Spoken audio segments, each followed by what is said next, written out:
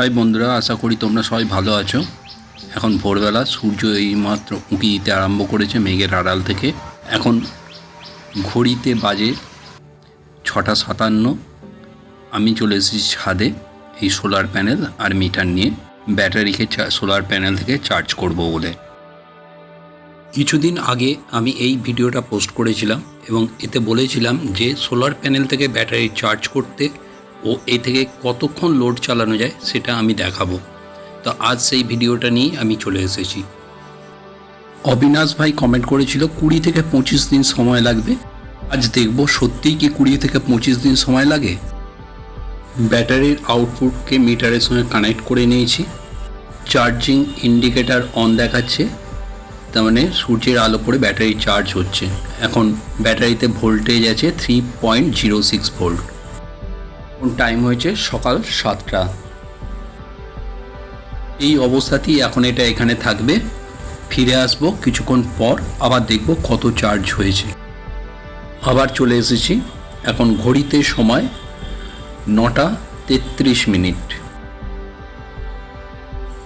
এখন battery voltage আছে 3.98 volt, অর্থাৎ এই 2.5 ঘন্টার মধ্যে প্রায় 0.92 ভোল্ট চার্জ হয়েছে। এখন 240 থেকে 250 মিলি অ্যাম্পিয়ারে ব্যাটারি চার্জ হচ্ছে। আবার ফিরে আসবো কিছুক্ষণ পর। আবার চলে এসেছি। এখন ঘড়িতে সময় 12:25। এখানে চার্জিং ইন্ডিকেটার লাল থেকে নীল হয়ে গেছে, অর্থাৎ ব্যাটারি প্রায় ফুল চার্জ হয়ে গেছে। এখন দেখব ব্যাটারির ভোল্টেজ কত হয়েছে।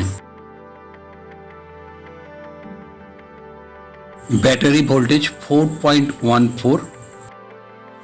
মাত্র 5.5 ঘন্টার ভেতরে ব্যাটারি ফুল হয়ে গেছে, অর্থাৎ 20-25 দিন সময় লাগে না, মাত্র 5-5.5 ঘন্টা সময় লাগে ওয়েদার ঠিক থাকে।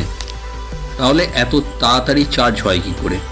এখানে লিথিয়াম ব্যাটারিকে চার্জ করার জন্য যে চার্জিং মডিউল ব্যবহার করা হয়েছে, সেই মডিউল লিথিয়াম ব্যাটারিকে 2.8 ভোল্টের নিচে নামতেই দেয় না।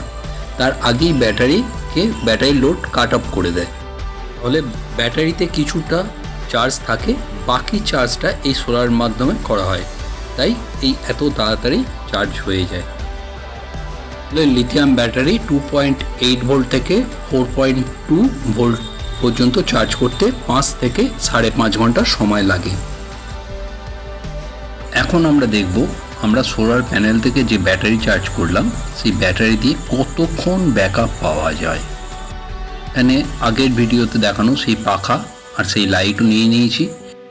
ব্যাটারির আউটপুটের পজিটিভ নেগেটিভ লোডের আউটপুটের পজিটিভ নেগেটিভের সঙ্গে কানেক্ট করা হয়ে গেছে। পাখার সুইচ অন করার সঙ্গে সঙ্গে পাখাও ঘুরছে। লাইটের তার কানেক্ট করলে লাইটও জ্বলছে। এখন কত লোড চলছে সেটা মাপার জন্য মাঝে একটা মিটার কানেক্ট করব। দেখব এই লোড চলতে, পাখা ও আলো জ্বলতে কত অ্যাম্পিয়ার কারেন্ট কনজিউম করছে বা কত অ্যাম্পিয়ার কারেন্ট খরচ হচ্ছে। ব্যাটারির পজিটিভ লাইটে আমি এই মাল্টিমিটার সেট করছি।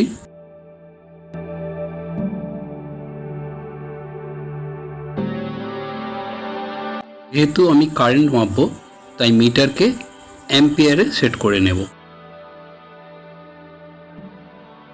পাখাটা চলছে এবং পাখাটা চলতে প্রায় 0.21 অ্যাম্পিয়ার কারেন্ট খরচ করছে বা কনজিউম করছে। এখন যদি আমরা এই পাখাটা কত ঘন্টা চলবে সেটা বার করতে চাই, তাহলে তার ফর্মুলা হচ্ছে time is equal to battery capacity by load current.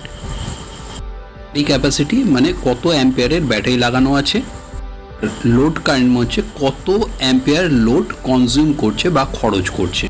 এখানে দুটো 2200 মিলি অ্যাম্পিয়ারের ব্যাটারি লাগানো আছে, অর্থাৎ 4400 মিলি অ্যাম্পিয়ার বা 4.4 অ্যাম্পিয়ার।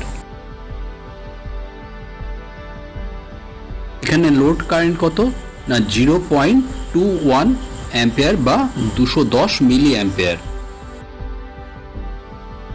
ভাগ করলে হয় 20.95 আওয়ার।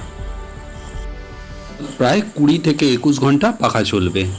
কিন্তু বাস্তবে অতক্ষণ চলবে না, কারণ ব্যাটারির পুরো ক্যাপাসিটি ব্যবহার করা যাবে না। মোটরের এফিসিয়েন্সি আছে, ভোল্টেজ ড্রপ আছে, বিএমএস কাট অফ আছে, ইত্যাদি কারণে অতক্ষণ চলবে না। যদি পাখার সঙ্গে সঙ্গে একটা আলো জ্বালাই তাহলে কি হবে? এখানে আলোর সঙ্গে 4টে রেজিস্ট্যান্স লাগিয়ে রেখেছি এবং রেজিস্ট্যান্সের মান হচ্ছে 1 ohms, 5.6 ohms, 10 ohms ও 100 ohms। রেজিস্ট্যান্সের মান যত বাড়ছে আলোর তীব্রতা তত কমছে আর লোড কারেন্ট তত কম হচ্ছে। পাখা ও আলো মিলিয়ে 0.97 অ্যাম্পিয়ার কারেন্ট কনজিউম করছে। তাহলে এই আলো ও পাখা কতক্ষণ চলবে? Capacity 4.4 ampere, load current 0.95 ampere, ভাগ করলে হয় 4.63, অর্থাৎ প্রায় 4.5 ঘন্টার মতন আলো ও পাখা চলবে।